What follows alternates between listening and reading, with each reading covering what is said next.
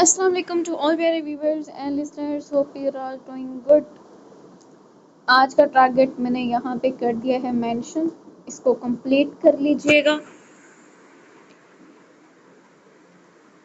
ہماری تیسری ایپیسوڈ، اور امید کرتی ہوں کہ آپ اس ناول کو انجوائے کر رہے ہوں گے۔ جیسا آپ نے سوچا ہوگا ویسا ہی آپ کو سیزن 2 ملا ہوگا، اور میں نے آپ لوگوں کو پہلے ہی کہا تھا کہ اس سیزن کے اندر آپ لوگوں کو بہت بہت زیادہ ٹویسٹ ملیں گے، ایسے کہ آپ نے نا ان کے بارے میں سوچا بھی نہیں ہوگا، ٹھیک ہے؟ اور اتنا میں آپ کو بتا دوں کہ سب کے سب اچھے ملیں گے، ایک بھی برا آپ کو نہیں ملے گا۔ اور رہی بات برلاس کی سٹوری کی، تو اس کی کہانی پھر سے شروع ہوگی، ٹھیک ہے؟ یہ بھی میں آپ لوگوں کو بتا دوں، کافی پرسنس ابھی کنفیوز ہوں گے کہ برلاس کی کہانی کیسے چلے گی۔ تو جیسے آپ کو اس کی ہیپی اینڈنگ ملی تھی، اور درمیان میں جو کچھ میں نے ان کا سکپ کیا تھا، کیونکہ آپ نے نوٹ کیا ہوگا ان کے بہت کم سینز آئے تھے، ٹھیک ہے، اینڈ تک، تو اب ان کے زیادہ سین آئیں گے، ٹھیک ہے، اور درمیان میں جو سین ان کے سکپ ہوئے تھے وہ اس سیزن میں آپ کو انجوائے کرنے کو ملیں گے، ٹھیک ہے۔ اور اس سے زیادہ مطلب کہ آپ کی جو فیوریٹ جوڑی بننے والی ہے نا زہار اور زمل کے بعد، ایم ڈیمن شیور کہ وہ بیلا اور داراب کی ہوگی۔ مطلب ان کی سٹوری، میں کہتی ہوں کہ میں خود بہت ایکسائٹیڈ ہوں ان کی کہانی لکھنے کے لیے، ٹھیک ہے، اتنے پیارے پیارے ان کے سین آنے والے ہیں۔ تو جیسے میں نے بتایا ہے ویسے ہی ایپیسوڈ ریڈ کرنے کے بعد آپ بھی اپنے فیوریٹ کپلز کا ضرور بتایا کریں کہ آپ کا فیوریٹ کپل کون ہے، فیوریٹ لائن اور فیوریٹ کریکٹر کون سا ہے، کیونکہ کریکٹر میں پھر زامل بھی آتا ہے، زالے بھی آتی ہے، عبد الباری بھی آتا ہے، ٹھیک ہے، وہ بھی کیوٹ کیوٹ حرکتیں کرنے لگا ہے، ٹھیک ہے۔ وہ ابھی 4 مہینے کا ہے، اس کو اتنی سمجھ نہیں ہے، تھوڑا سا وہ بڑا ہو، ٹھیک ہے، پھر اس کی اور زامل کی جو فائٹ دیکھنے کو ملے گی، آئے ہائے، درمیان میں پھنسے گی زالے مطلب ان کی اتنے پیارے پیارے سے سین آنے والے نا، کہانی اتنی خوبصورت ہو جائے گی کہ آپ سیزن 1 کو بھول جائیں گے اور صرف آپ کو سیزن 2 یاد رہے گا، ٹھیک ہے۔ اور آج کے کمنٹس میں آپ نے یہ بھی بتانا ہے کہ آپ کیا چاہتے ہو، سیزن 2 لانگ ہونا چاہیے یا مطلب چھوٹا سا ہونا چاہیے، 50-60 ایپیسوڈ تک ہونا چاہیے، اور پھر اس کو دی اینڈ کر دیں، پھر ویسے ہی ہم کہانی کو لے کے چلیں گے اور پھر اتنی ایپیسوڈس پہ اس کو دی اینڈ کر دیں گے، ٹھیک ہے، یہ بھی ضرور آپ نے بتانا ہے۔ اوکے، سٹارٹ کرتے ہیں۔ دونوں طرف سے ایک عجیب سی تپش کا احساس درمیان والی چیزوں کو محسوس ہو رہا تھا۔ آگ دونوں طرف برابر لگی تھی۔ بیلا اگر اسے ایسے نفرت آمیز نظروں سے دیکھ رہی تھی تو کم داراب بھی نہیں کر رہا تھا۔ دیکھتے ساتھ بوئیں ایسے سکیڑی جیسے سامنے اس کا مجرم کھڑا ہو۔ خیر، مجرم تو تھی وہ، اس کے ساتھ ساتھ اس کی پوری فیملی کی۔ اس کی ایک غلطی کی وجہ سے خان حویلی کے ایک ایک فرد نے زندگی کے کئی سال اذیت میں گزارے تھے۔ سب سے زیادہ اذیت میں اس کا بھائی رہا تھا، زہار خان افندی، جس کی زندگی اتنے سال لاوارثوں کی طرح گزری۔ کان صاف کیا کرو، شاید سنائی کم دیتا ہے۔ اسے ایسے سٹک کھڑی دیکھ داراب کی اسپاٹ آواز لاؤنج میں گونجی، جس پر بیلا کی پلکیں ایک دم سے جھپکی۔ میں نے پانی مانگا ہے، اس نے جیسے ایک بار پھر یاد دہانی کروائی۔ تم بھی اپنا آنکھیں صاف کیا کرو، ہم نوکر نہیں ہیں۔ وہ بھی کہاں پیچھے رہنے والی تھی۔ انداز اس قدر جلا کٹا سا تھا کہ داراب کے اندر تک اس کی یہ بات چبھی تھی، لیکن وہ بظاہر اسی طرح نارمل بیٹھا تھا۔ لیکن کچھ پل پھر اٹھ کر ہاتھ میں پکڑی کیپ صوفے پر پھینکی اور قدم قدم چلتا ہوا اس کے قریب آیا۔ وہ اسی جگہ کھڑی تھی۔ کہیں نہ کہیں اس کی رعب دار شخصیت چند پل کے لیے بیلا کو قابو کر لیتی تھی، جیسے اب کر رہی تھی۔ اس میں ہمت نہ ہوئی کہ وہ ایک قدم بھی پیچھے لے جائے۔ داراب نے قریب آتے اس کی خوبصورت گہری آنکھوں میں جھانکا۔ وہ آج بھی آنکھوں میں کاجل ڈالتی تھی، جس کے بعد اس کی آنکھیں کسی ساحر کا کام کرتی تھی، لیکن داراب پر اس کے سحر کا جادو نہیں چلتا تھا۔ وہ اپنے آپ کو قابو میں رکھنا جانتا تھا۔ ہونے والی میری کھانی تو ہونا۔ یہ جملہ رومانٹک انداز میں تو کہیں سے نہیں تھا، الٹا طنز ہی لگ رہا تھا۔ تمہاری سوچ۔ وہ ایک قدم آگے آتی، داراب کی آنکھوں میں دیکھتی درستگی سے بولی۔ اس کا قد داراب کے آگے اتنا تھا کہ اسے سر ذرا سا جھکا کر اسے دیکھنا پڑ رہا تھا۔ میرا ارادہ بھی ہے، اس نے جیسے بیلا کے جملے کی تصحیح کی۔ اب کاکا سے بات کرے گا، تم سے شادی کرنے کے بجائے ہم کو گولی سے مار دے۔ وہ ایک ایک لفظ کو چباتی اپنے منہ سے آگ نکال رہی تھی۔ اگر ایسا ہوا تو وہ گولی بھی داراب خان افندی کی بندوق سے ہی نکلے گی۔ مس بیلا خان افندی۔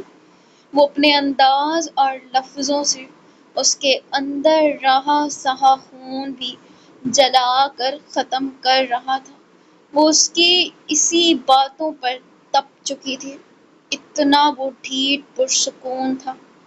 اب پانی ملے گا یا یہ بھی لینے کے لیے پہلے مولوی کو بلاؤں؟ اس کی اس بات پر بیلا کی گہری آنکھیں بے اختیار پھیلیں۔ تم؟ وہ کھلس کر آگے بڑھتی انگلی اٹھا کر کچھ کہنے ہی لگی تھی کہ داراب نے اپنی ایک انگلی سے اس کی انگلی نیچے کرتے سرد ٹھٹرتی نگاہ اس کے چہرے پر ڈالی۔ آپ کہہ کر بات کیا کرو۔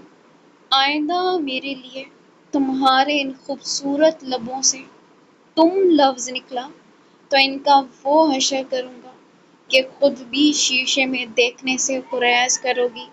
اس کا ایک ایک لفظ اس کے قہر کو ظاہر کر رہا تھا۔ بیلا اپنے کندھے ڈھیلے چھوڑتی دانت پیس گئی۔ تم اچھا نہیں کر رہے، اب تمہاری زندگی عذاب بنا دے گا۔ وہ منہ سے آگ نکال رہی تھی، آنکھوں کے ڈورے بھی سرخ ہونے لگے تھے۔ اور میں تمہاری زندگی جہنم بنا دوں گا۔ اچھا کمبینیشن ہے نا، عذاب اور جہنم۔ عذاب جہنم میں رہے گا۔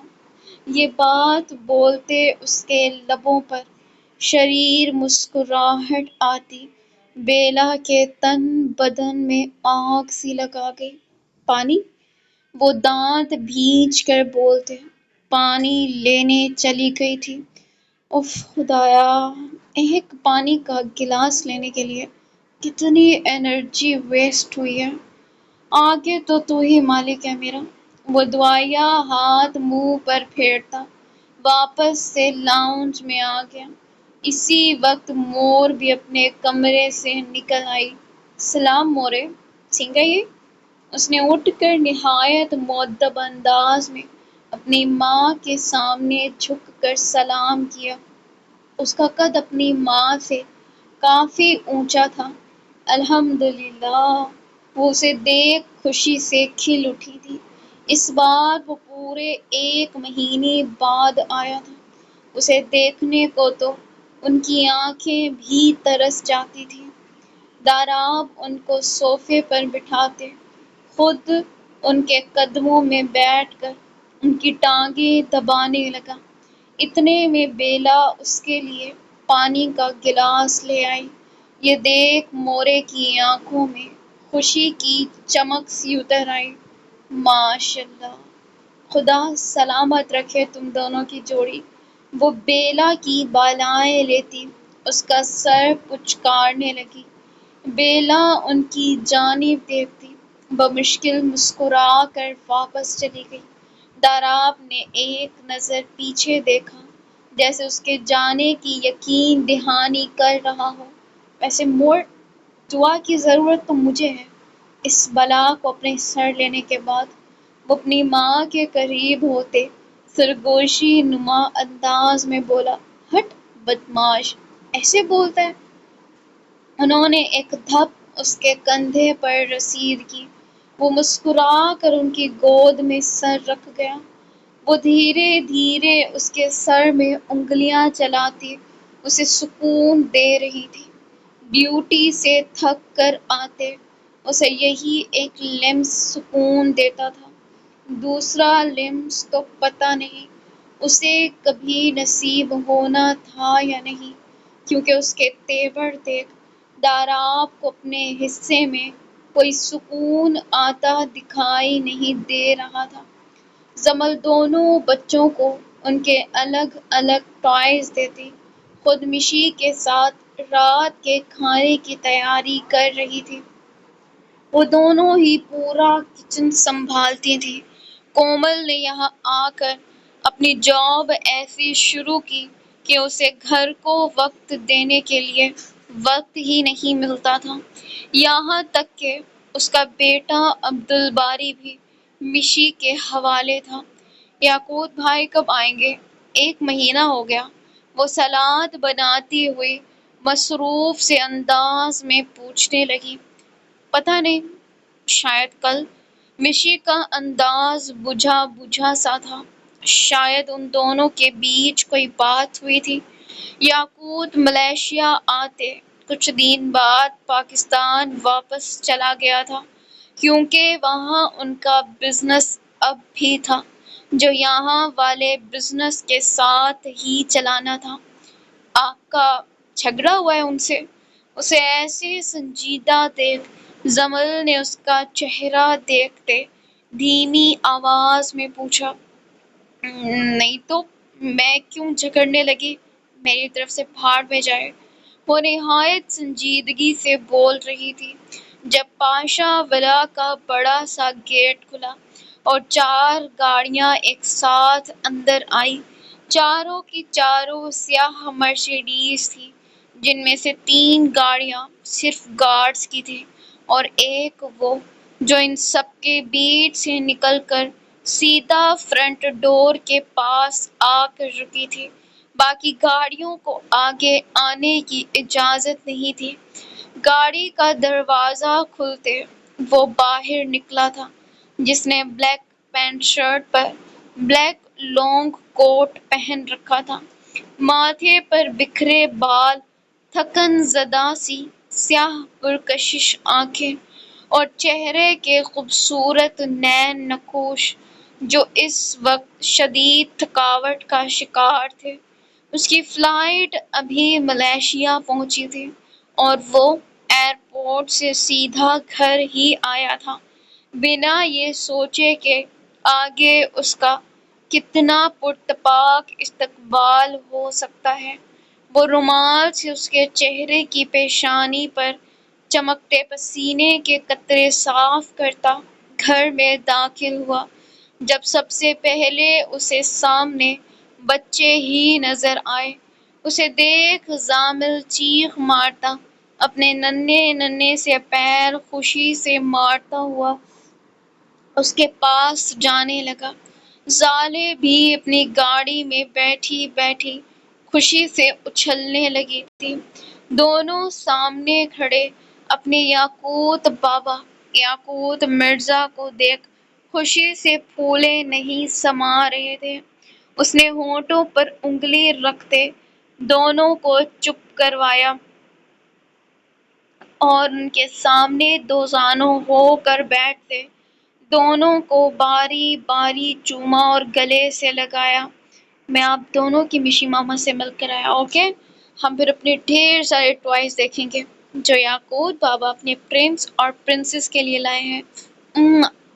اس نے پھر دونوں کو پیار کیا اور اٹھ کر یہاں وہاں مشی کو ڈھونڈنے لگا، لیکن کچھ اندازہ تھا کہ وہ اس وقت کہاں ہو سکتی ہے۔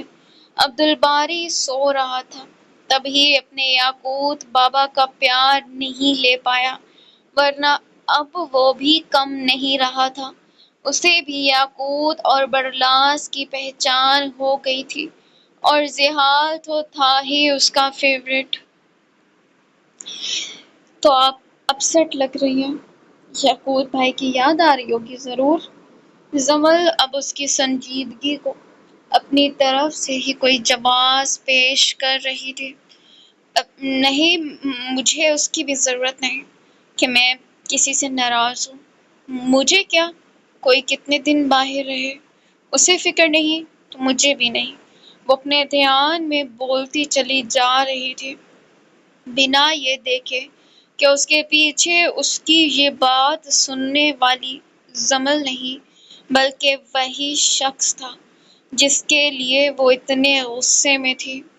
کس نے کہا اسے تمہاری فکر نہیں؟ اس کے پیچھے سے ایک بھاری خوبصورت آواز ابھری.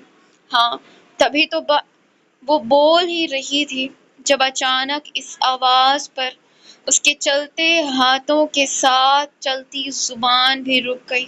وہ حق دک سی سامنے دیکھ رہی تھی جب یاقوت نے اسے ایک جھٹکے میں اپنے ساتھ لگا لیا. زمل باہر جا چکی تھی جب اس نے یاقوت کو دیکھا. اس کی آدھی ادھوری باتیں خود یاقوت نے سنی تھی. بتاؤ نہ جانا، کس نے کہا اسے تمہاری فکر نہیں؟ تمہاری فکر تو اس کے ساتھ ہر لمحے رہتی ہے.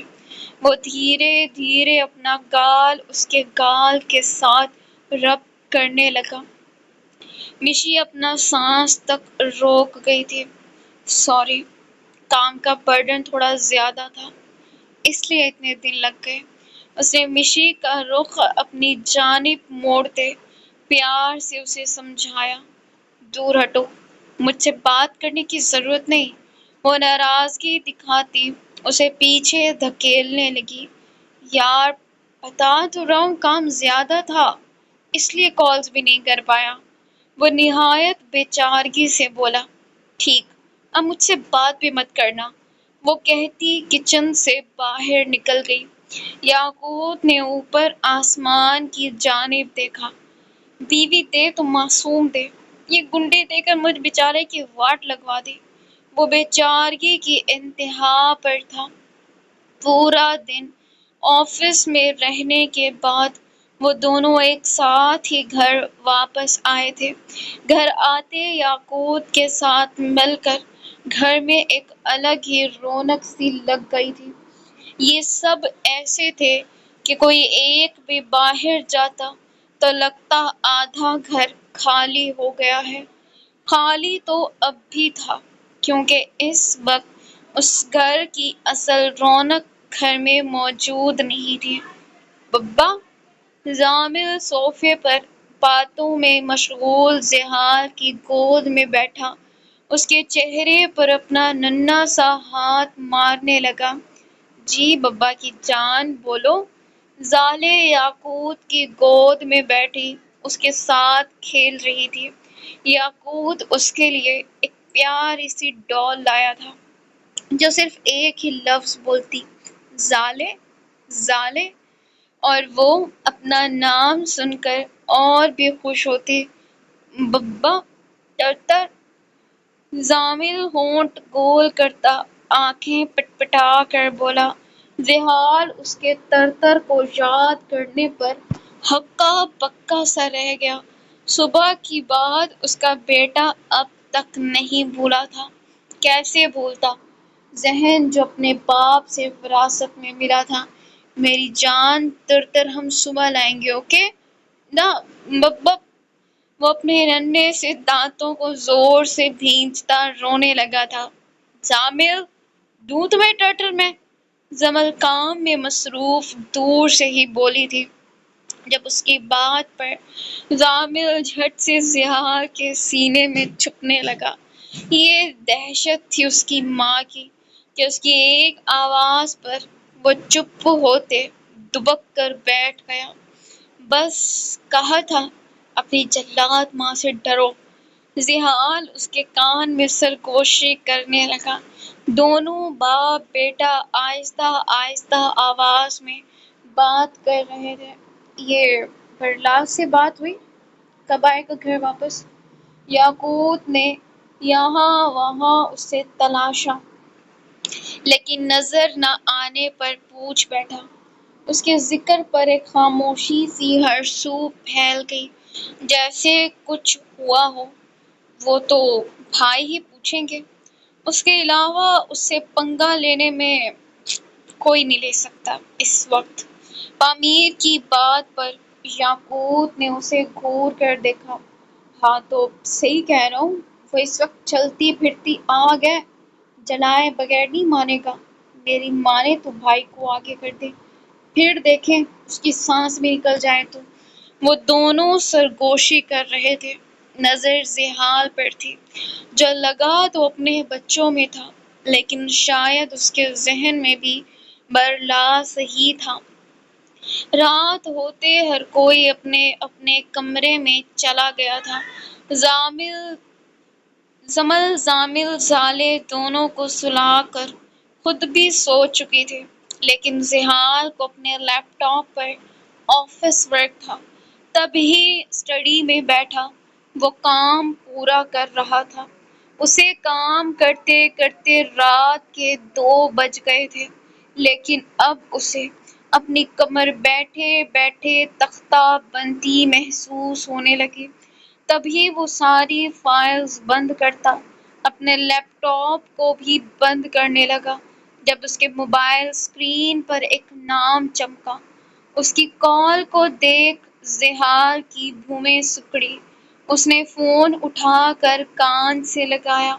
اس سے پہلے مقابل کچھ کہتا، اسی کی بھاری رعبدار آواز گونجی، آئندہ مجھے اس وقت کال نہ کرنا جب میں گھر پر ہوں۔ اس کی بھاری کرخت آواز پر مقابل کی آواز پہلے ہی دب گئی۔ Sorry sir. اس کے سوری کرتے زحال نے فوراً سے کال کاٹ دی۔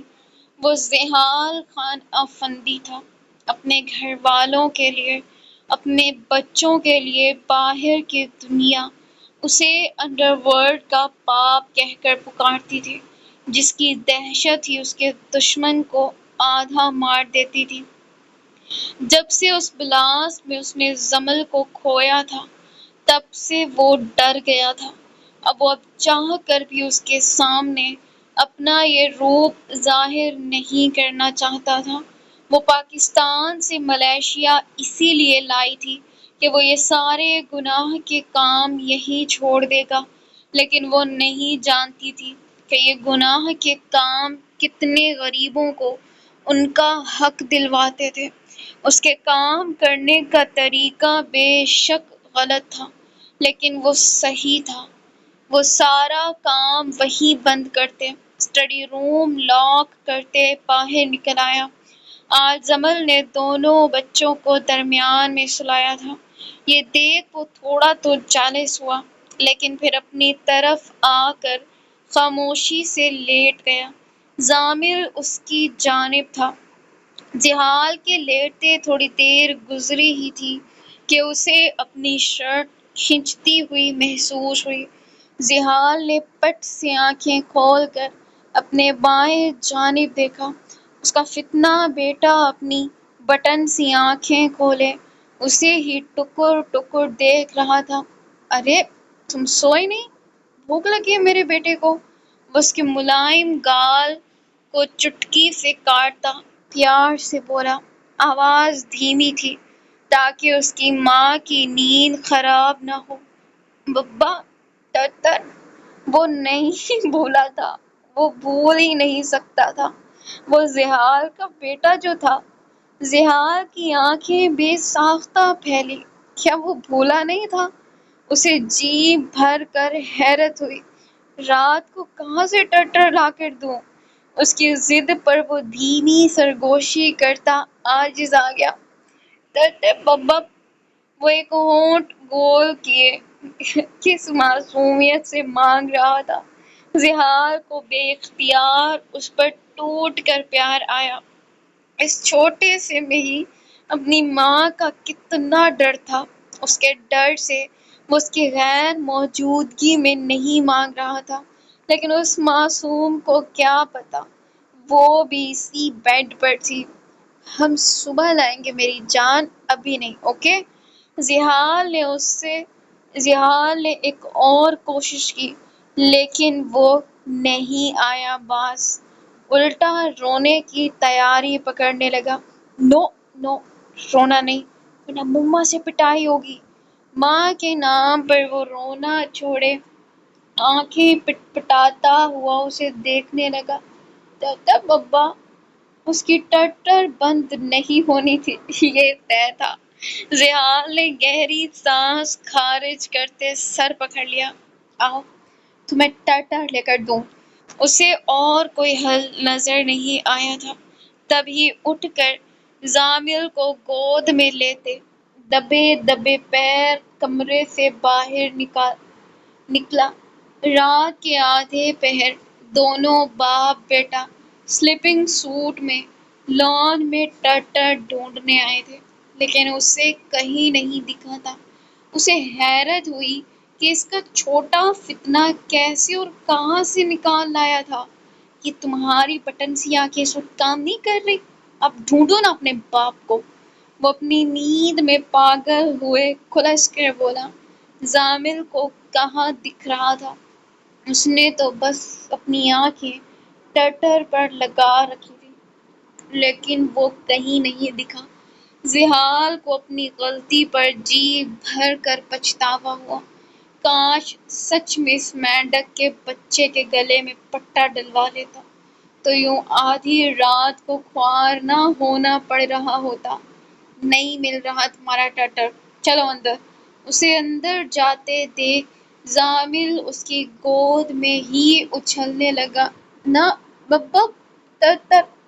وہ اپنی چھوٹی چھوٹی ٹانگیں چلاتا زحال کا چہرہ واپس لان کی جانب موڑنے لگا، لیکن وہ ڈھیٹ بن کر اسے اندر لے آیا۔ اندر آتے جو زامل کا ریڈیو آن ہوا، یہ دیکھ زحال نے بری طرح سے گڑبڑاتے یہاں وہاں دیکھا کہ کوئی کمرے سے باہر تو نہیں نکل آیا۔ چپ کرو، میرے باپ گھر سے نکلواؤ گے؟ اسے اور کسی کا نہیں، زمل کا ڈر تھا۔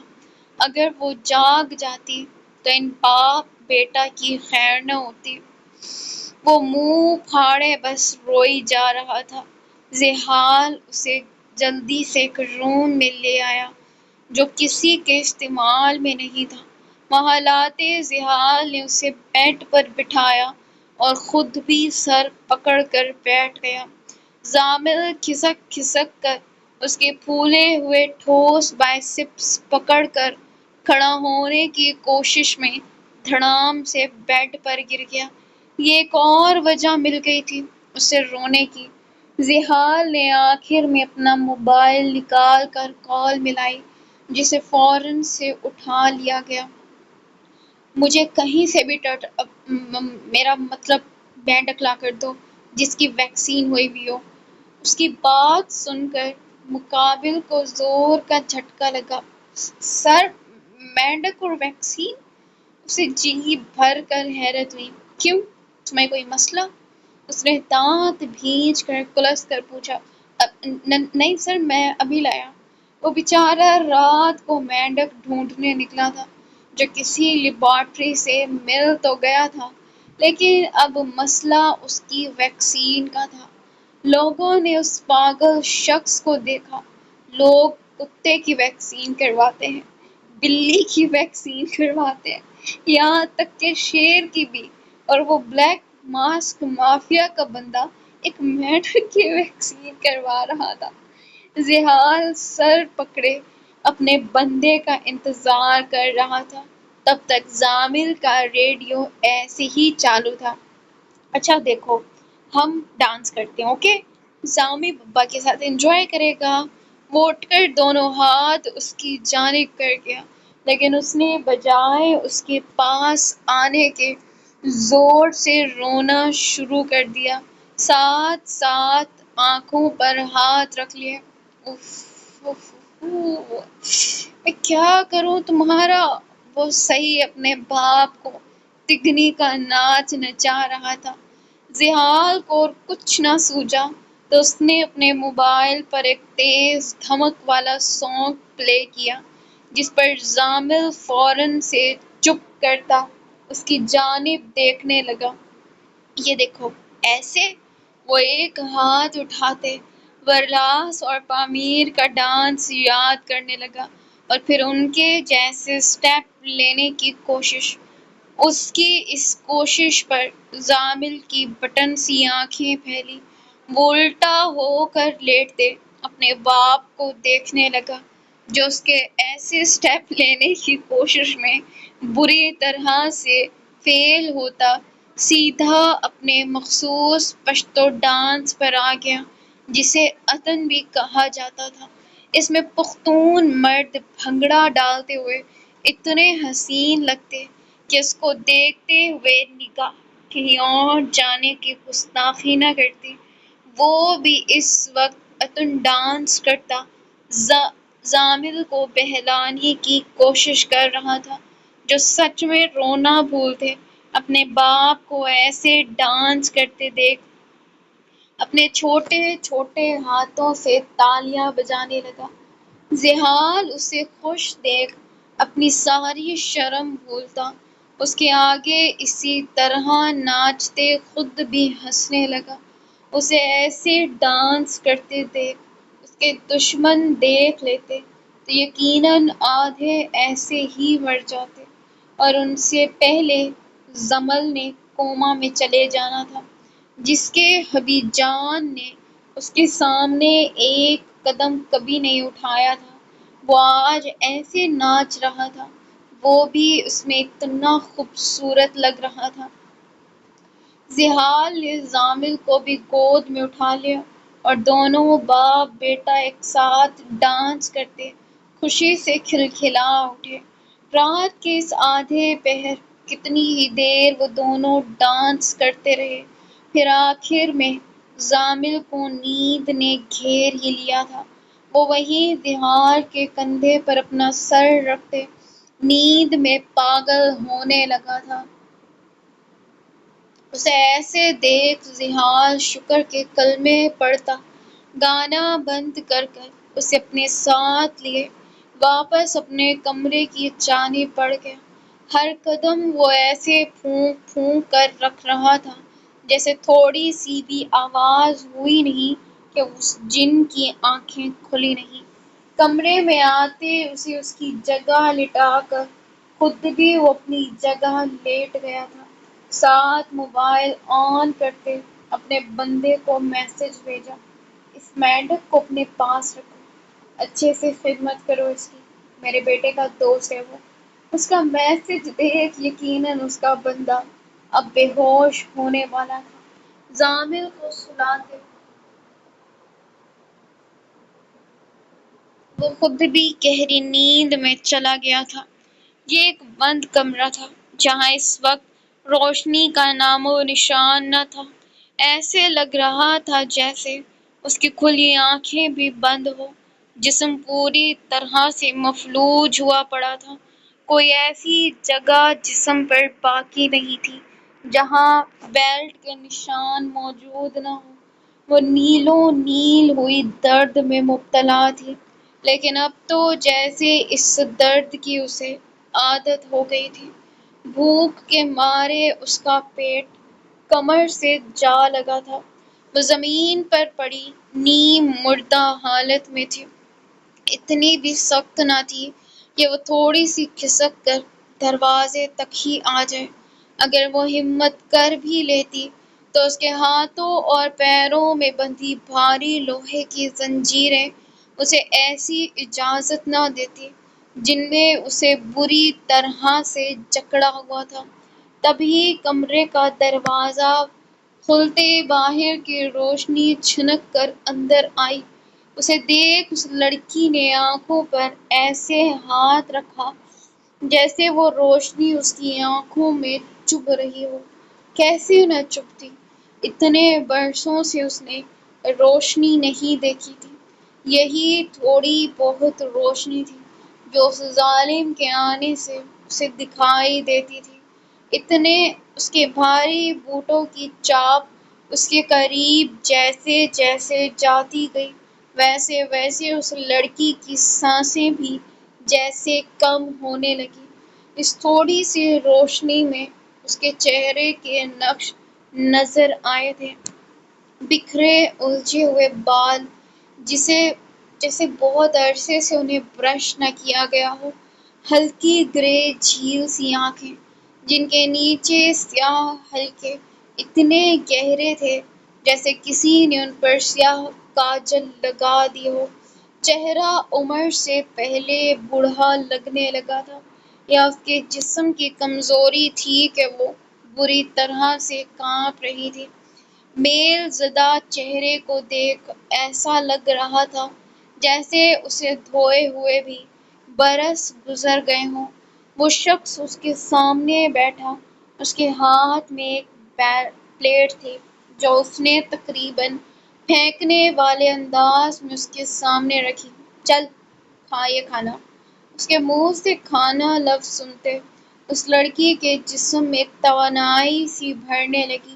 وہ کانپتی ہوئی اٹھ کر بیٹھنے لگی کہ اس دوران بھی کمزوری کے باعث وہ اٹھ نہیں پا رہی تھی۔ اس میں دیوار کا سہارا لینا پڑ رہا تھا۔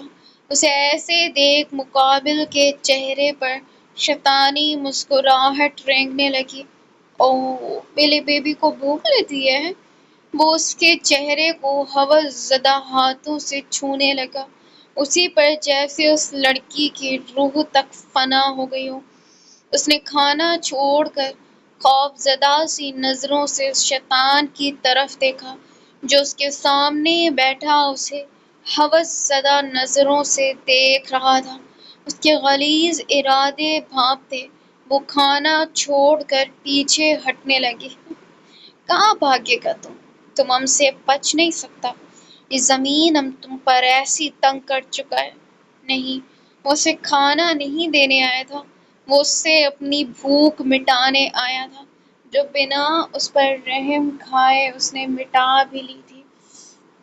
وہ پہلے سے اتنی کمزور تھی، اوپر سے اس کی تشنگی کا نشانہ بنتے اس کے جسم پر کچھ باقی نہیں رہا تھا۔ وہ دھیرے دھیرے ہڈیوں کا ڈھانچہ بنتی جا رہی تھی۔ اسے کوئی بھی دیکھتا تو پہچان نہ پاتا کہ وہ کون تھی۔ زمین پر پیر سد پڑے، اس کی آنکھوں سے گرم سیال تیزی سے بہتا زمین کو تر کرنے لگا۔ لب دھیرے دھیرے پھڑپھڑا رہے تھے۔ کوئی اس کے لبوں کے قریب اپنے کان لے کر جاتا تو اسے سنائی دیتا، وہ آئے گا، وہ ضرور آئے گا۔ ان لفظوں میں کچھ تھا، پہلے یقین، اس کا یقین تھا کسی پر، اور یقیناً اس کا یہ بھروسہ اور یقین رائے گاں نہیں جانے والا تھا۔ ہاسپٹل میں معمول سے زیادہ آج پیشنٹس تھے جن کو دیکھ دیکھ کر کومل اب عاجز آنے لگی تھی۔ وہ صبح سے ڈیوٹی پر تھی، اب تو جسم کا ایک ایک جوڑ دکھنے لگا تھا۔ اس نے ایک فائل کلوز کی ہی تھی کہ نرس ایک اور فائل لے کر آ گئی جو ایک نئے مریض کی تھی۔ میڈم، یہ پیشنٹ کی فائل ہے۔ اس کے بتانے پر کومل کا منہ بگڑنے لگا کہ تبھی ڈاکٹر برہان اس کے آفس میں آ گئے، جنہوں نے اس وقت بلیک پینٹ اور لائٹ گرین سی شرٹ کے اوپر وائٹ کوٹ پہن رکھا تھا۔ ان کے چہرے پر ہمیشہ کی طرح دل کو چھو لینے والی مسکراہٹ تھی۔ کومل نے ان چند مہینوں میں ایک بار بھی اس شخص کے چہرے پر بیزاریت نہیں دیکھی تھی۔ کیا ہوا ڈاکٹر کومل؟ آپ یہاں کیوں آ گئی؟ وہ کرسی کھسکا کر بیٹھتے خوش اسلوبی سے پوچھنے لگے۔ کومل نے بنا کوئی جواب دیے فائل ان کے سامنے کر دی۔ میں تھک چکی ہوں، مجھے گھر جانا ہے۔ وہ تقریباً رو دینے کو تھی۔ اسے ایسے دیکھ برہان کی مسکراہٹ گہری ہو گئی۔ ارے اتنی سی بات، آپ چلی جائیں، میں ہوں یہاں، دیکھ لوں گا۔ ان کی بات پر کومل ایک دم سے سیدھی ہو بیٹھی۔ سچی؟ وہ کسی بچے کی طرح خوش ہوئی تھی۔ مچی، انہوں نے اسی کے انداز میں مسکرا کر جواب دیا۔ Thank you so much doctor Burhan. ان کا ایک جملہ کومل کی آدھی تھکاوٹ دور کر گیا تھا. آپ کا بیٹا کیسا ہے؟ کبھی اسے بھی لائیں؟ وہ بہت چھوٹا ہے ابھی، جب تھوڑا بڑا ہوگا ضرور آپ سے ملواؤں گی. وہ خوشگواریت سے بولتی ساتھ پامیر کو بلانے لگی تاکہ وہ اسے پک کر لے. ویسے آپ بہت لکی ہیں، آپ کو اتنا کیئرنگ شوہر اور فیملی ملی. آپ کو تو فکر ہی نہیں ہوتی ہوگی. ان کے ساتھ کومل کی شفٹ لگتی تھی، جو ویڈیو کال پر عبدالباری کو دیکھتی تب وہ بھی پاس ہوتے. الحمدللہ اس چیز میں بہت لکی ہوں. ویسے آپ نے شادی کیوں نہیں کی؟ ان کی عمر دیکھ لگے ہاتھوں وہ پوچھ بیٹھی. ارے میرا ایسا کوئی ارادہ نہیں ہے، مجھے اپنی آزادی بہت پیاری ہے. ان کی بات پر کومل کھلکھلا کر ہنسنے لگی. کچھ دیر گزری ہی تھی کہ پامیر بھی اس کے آفس میں آ گیا. سو ویورز یہ تھی آج کے ایپیسوڈ. ویسے آپس کی بات ہے، وائس اوور کر کے میں ایسے آزاد ہوتی ہوں جیسے قیدی برسوں بعد جیل سے آزاد ہوتا ہے. میں نے اپنا کام ختم کر دیا بھائی. اب آپ لوگوں کا کام ہے پیارا پیارا سا رسپانس کرنا، چینل کو سبسکرائب کرنا، ویڈیو کو لائک کرنا اور ساتھ میں شیئر کرنا. ٹیک کیئر، اللہ حافظ.